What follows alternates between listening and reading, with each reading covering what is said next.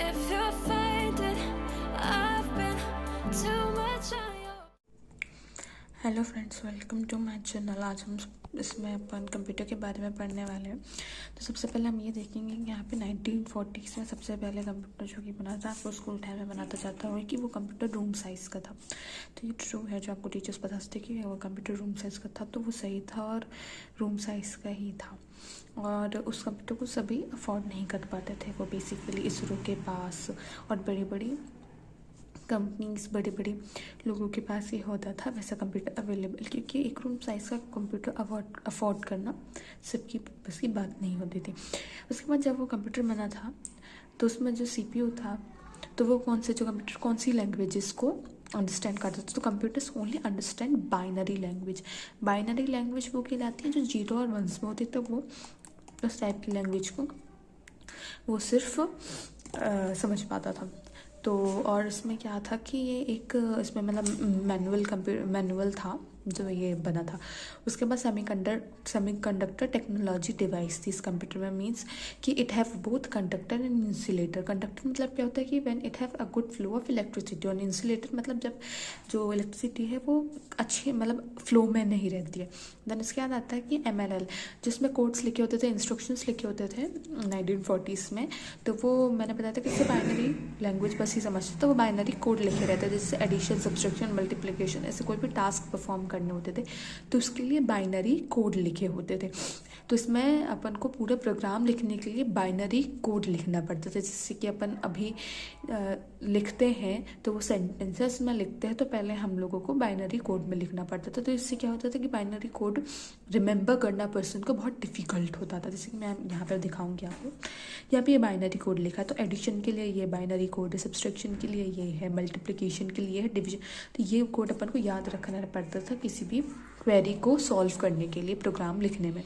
उसके बाद जो ये 1940s में कंप्यूटर बना, तो उसकी लिमिटेशंस क्या है कि रिमेंबर बाइनरी इंस्ट्रक्शंस। जैसे कि मैंने बताया कि बाइनरी इंस्ट्रक्शंस को अपन को याद रखना है। फिर debugging the bug in the program. इसका मतलब ये है कि फॉर एग्जांपल अपन ने एक कोड लिखा, तो बाइनरी इंस्ट्रक्शंस का जो कोड होता था तो वो एक ही पेज या 2 पेज या 3 पेज का कोड नहीं रहता था, वो एक कॉपी साइज कोड रहता था। मतलब करीब 200 पेजेस की कॉपीज़ का या फिर 400 पेजेस की कॉपीज़ का कोड है। अगर अब आप उसमें कहेंगे कि आप उसमें एरर निकला तो उसको आप ढूंढो, तो क्या आप एक एक पेज को ऐसे एरर ढूंढ पाएंगे? नहीं ना।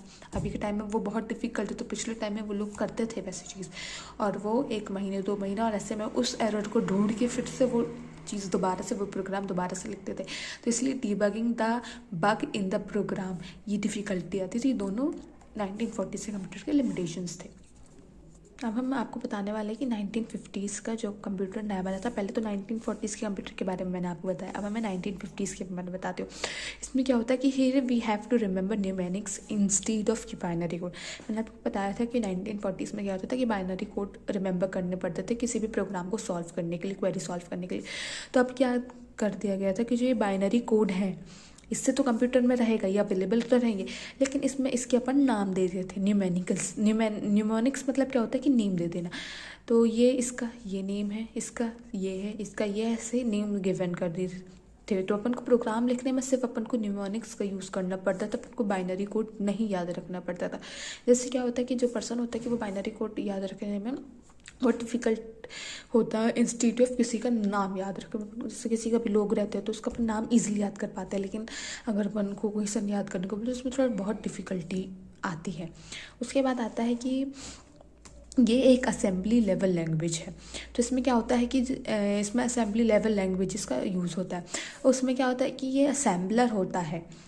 आप देखो, जो अपना कंप्यूटर है वो मशीन लेवल लैंग्वेज को समझता है। जैसे मैंने आपको यहाँ बताया था कि मशीन लेवल लैंग्वेज ये बाइनरी कोड होती है, उसको अपना कंप्यूटर समझता है। अब मशीन लेवल लैंग्वेज तो यहाँ पे नहीं है, यहाँ पे क्या अवेलेबल है? Assembly level language. तो जो असेंबलर होता है वो असेंबली लेवल लैंग्वेज को मशीन लेवल लैंग्वेज में कन्वर्ट करता है। फिर उसके बाद ये किसको प्रोवाइड कर देता है? CPU को प्रोवाइड कर देता है। ऐसे अपने टास्क परफॉर्म होते हैं, तो वहाँ पे जाके क्वेरी अपनी पूरा सॉल्व हो जाता है। और इसमें भी फिर एक लिमिटेशन आ गया था कि यहाँ पे अपन को हार्डवेयर पर डिपेंड होना पड़ता था कंप्यूटर सिस्टम में। पहले हमने बात की थी कि 1940s और 1950s में कंप्यूटर्स कैसे थे। अब उसके बाद आता है कि 1960s में कंप्यूटर क्या थे। तो सबसे पहले मैं आपको यहाँ ये बताने वाली हूँ, जो 1960s में कंप्यूटर थे उसमें अपन को क्या होता था कि उसमें अपन को सिर्फ सिम्बल्स याद रखने पड़ते थे। 1940s में क्या होता था, वहाँ पे अपन को जो बाइनरी कोड होते थे उनको याद रखना पड़ता था किसी भी प्रोग्राम को लिखने के लिए। 1950s में क्या होता था कि न्यूमोनिक्स आ गए थे, यानी नेम, बाइनरी कोड्स को नेम दे दिया गया था, तो अपन को न्यूमोनिक्स का याद रखना पड़ता था प्रोग्राम लिखने के लिए। अब उसके बाद 1960s में क्या हुआ कि जो ये निमोनिक्स है उसको सिंबल्स दिए गए, जैसे एडिशन का सिंबल, सब्सट्रैक्शन का, मल्टीप्लिकेशन का, डिवीजन का, सो ऑन। ऐसे सिंबल्स दिए गए जहाँ पे अपन को सिंबल्स याद रखने पड़ते हैं instead of these names program लिखने के लिए। उसके बाद जैसे आपको पता होगा कि नंबर के लिए इंट का अपन यूज़ करते हैं। उसके बाद डेसिमल, जो भी डेसिमल डिजिट होती है उसके लिए फ्लोट, किसी भी नेम के लिए अपन कैर का यूज़ करते हैं।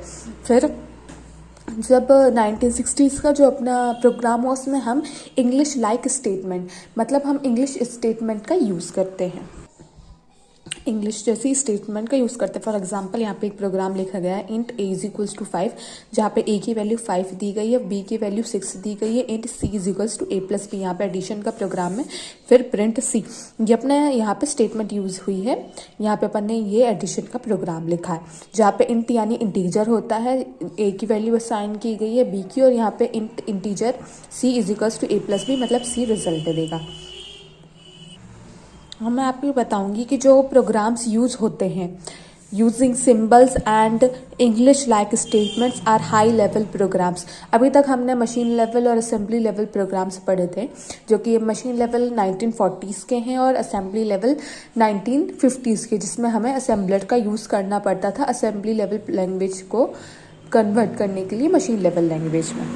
अब हम यहाँ पे HLL को MLL में कन्वर्ट करने के लिए कंपाइलर का यूज़ करते हैं। वहाँ पे हमने जैसे 1950s में पढ़ा था कि हम असेंबलर का यूज़ करते थे, वहाँ पर यहाँ पे हम कंपाइलर का यूज़ करते हैं। 2 कंपोनेंट्स होते हैं जो कि किसी भी हाई लेवल लैंग्वेज प्रोग्राम को मशीन लेवल लैंग्वेज में कन्वर्ट करते हैं। पहला तो कंपाइलर होता है, दूसरा इंटरप्रेटर होता है। ये डिपेंड करता है सिचुएशन पे कि हम कहाँ पर कंपाइलर का यूज़ करेंगे, कहाँ पर इंटरप्रेटर का यूज़ करेंगे। कभी कभी क्या होता है कि ये लैंग्वेज पर डिपेंड करता है कि जो प्रोग्राम है वो direct HLL to MLL convert होगा कि पहले HLL टू असेंबली लैंग्वेज में होगा ELL, देन MLL में होगा। ये हमेशा लैंग्वेज पर डिपेंड करता है। फॉर एग्जांपल जो C++ होता है, C++ के जो प्रोग्राम्स होते हैं वो सबसे पहले हाई लेवल लैंग्वेज में होते हैं, क्योंकि आपको पता है कि जो भी प्रोग्राम्स रिटर्न होते हैं इन इंग्लिश लाइक स्टेटमेंट्स या सिंबल्स में, वो हाई लेवल लैंग्वेज के प्रोग्राम्स होते हैं।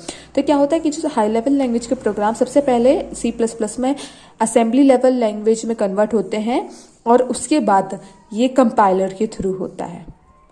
फिर उसके बाद यहाँ पे आ जाता है असेंबलर, जो कि असेंबली लेवल लैंग्वेज प्रोग्राम को मशीन लेवल लैंग्वेज प्रोग्राम में कन्वर्ट कर देता है। तो बस इतना ही आज के लिए। आगे मैं और वीडियो में आपको थोड़ा सा और कंप्यूटर के बारे में बताऊंगी, जिससे आपको और अच्छे से कंप्यूटर की बेसिक नॉलेज हो जाएगी। ये मैं आपको इसलिए बता रही हूँ क्योंकि इससे जब तक आपका बेस क्लियर नहीं होगा, जब तक आपको बेसिक नहीं बनेगा, तब तक आप आगे जाके कुछ अच्छा नहीं कर पाएंगे और अच्छे से प्रोग्रामिंग नहीं कर पाएंगे, क्योंकि हर चीज़ के लिए उसके किसी भी चीज़ को पढ़ने के लिए उसके बेस की ज़रूरत पड़ती है। इसलिए मैं आपको पहले बेसिक क्लियर कर रही हूँ, उसके बाद हम हायर लेवल पे जाएंगे। Thanks for watching.